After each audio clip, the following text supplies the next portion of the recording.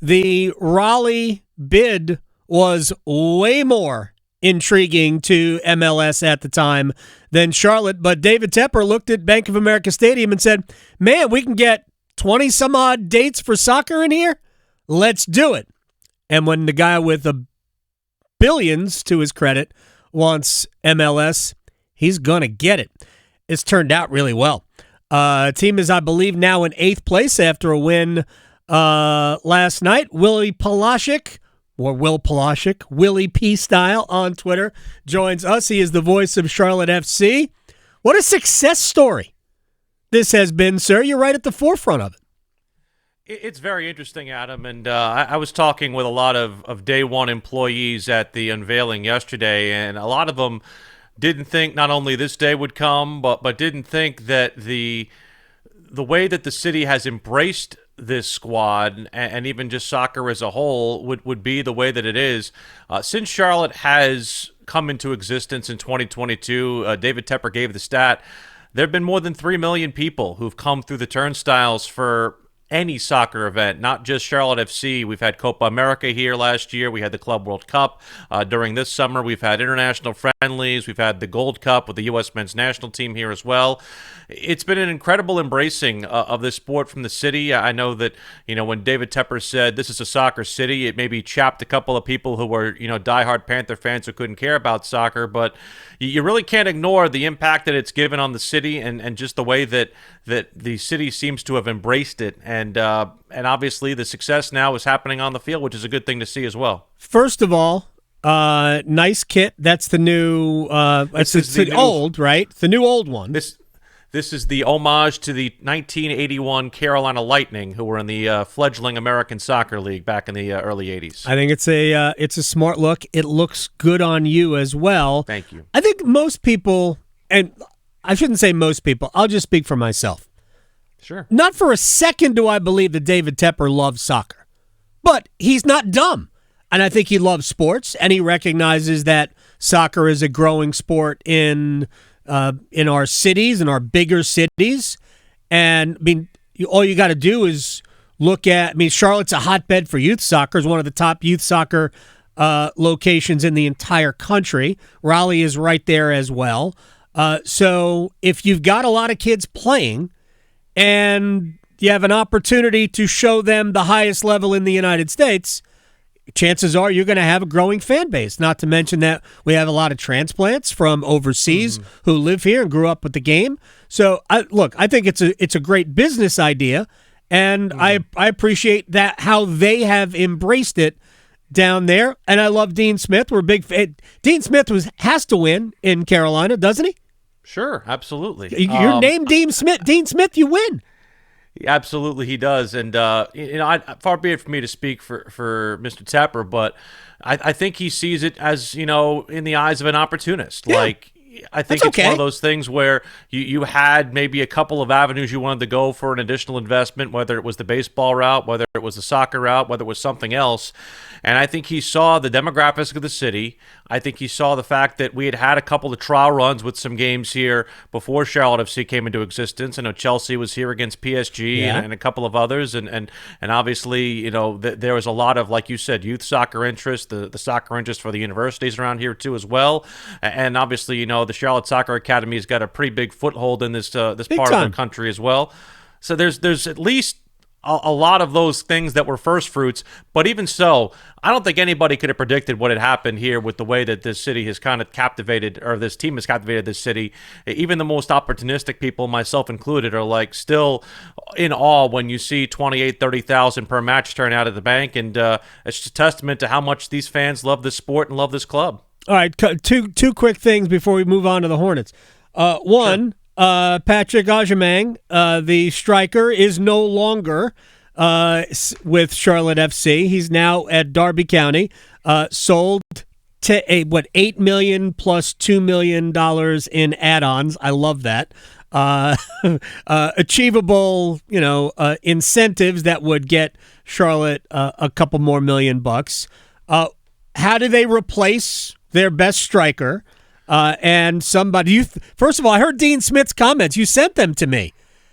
He's I think he's right in terms of big picture for him, but I think he almost got it backwards, but I think he's right. This is a very difficult move. It will prove to be a difficult move for him. I don't know if it makes him any more likely. It's probably less likely that he is now the top U.S. choice at striker. But first of all, how do you replace him? Well, again, I think to clarify Dean's comments too, like I don't think he's saying that a move to the championship is bad necessarily, but if you're going to move to the championship, you're hoping to go to a place where you feel like you're going to get promoted.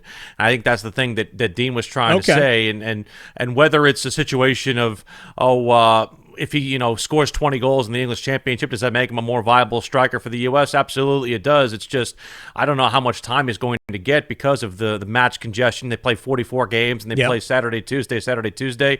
There's not a lot of time for rest, not a lot of time for coaching or development. So there's that part of it. As far as Charlotte FC goes, look, this is a very fluid situation right now. The transfer window opens literally 1 week from today, so that's the soonest that they can add players. I know they've been poking around a couple of different places, including with a former MLS player in Yorgos Giacomakis, who's currently playing for Cruz Azul in Mexico. I don't know if that necessarily is in an imminent situation, but he obviously would be somebody who would command a DP tag. I think they're trying to find the right balance with a guy who they are currently developing, who's played very well this season, in Idan Toklamadi. He's got 3 goals in his last 5 games, basically playing in Patrick Ajiman's spot.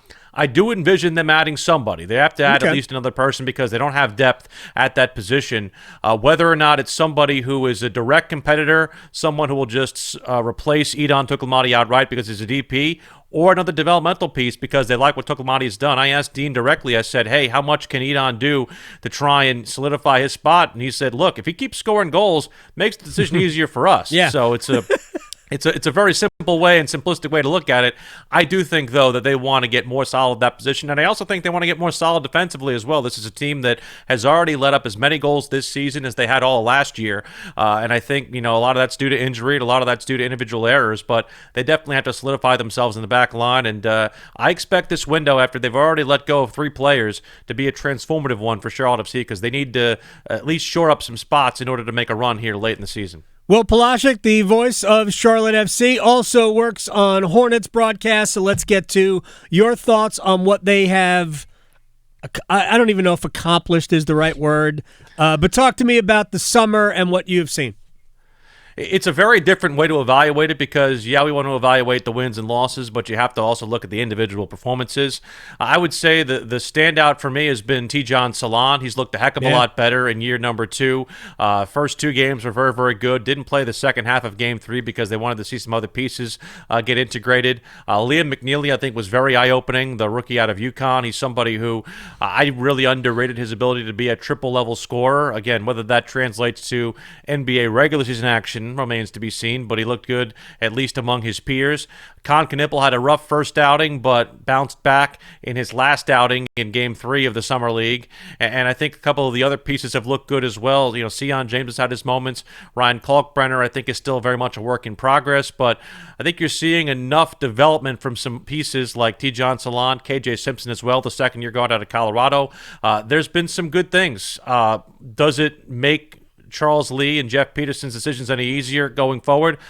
Maybe or maybe not, because they still are 3 over the roster limit right now for their NBA roster. They still got to cut some fat off the roster, and I think right now you're looking at a roster that, while it's deep, I don't know if it's necessarily at the level where they can start thinking about the P word yet, but if anything, if they get some health and they get some things, around Lamel that begin to be a little bit more sure-handed, that obviously puts the pressure on him to perform, and hopefully if he has a representative season, maybe you could make a little noise and get yourself into the 9-10 position, get in the play-in, but a lot of this, again, as we say for the Hornets, is always due up to health. Will Palaszczuk is joining us here on the Adam Gold Show. Let me just kick this ahead to the Carolina Panthers. I know you do a lot of work with them as well, Sure. post-game on the Fan in Charlotte. All right, so we heard from Chris Canty, who does the morning show on ESPN Radio on Sportsmanlike, said the other day that he is feeling the Panthers. Like he thinks that, I think he sort of worked his way into it, but said they'll win that division. Is he crazy? I don't think he's crazy for saying it, because I think it says more about the division than whether or not the Panthers are legitimately a playoff contender. I think in a normal division where you'd need 11 wins to win it, I don't think they're a contender. But I think in the South, where maybe 9 gets it done, if you win the right games, I think that could be enough. What are your thoughts on it?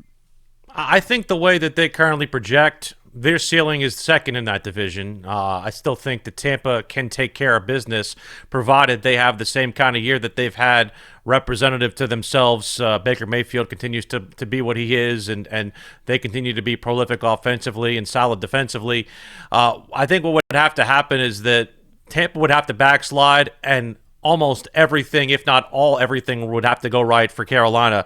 You'd have to see a full extrapolation of the 17-game schedule from what we saw in the second half from Bryce Young. The defense will have to go from very, very bad a year ago to even better than average, which, again, I think we're all kind of hoping that it just maybe sits around and peters out at average.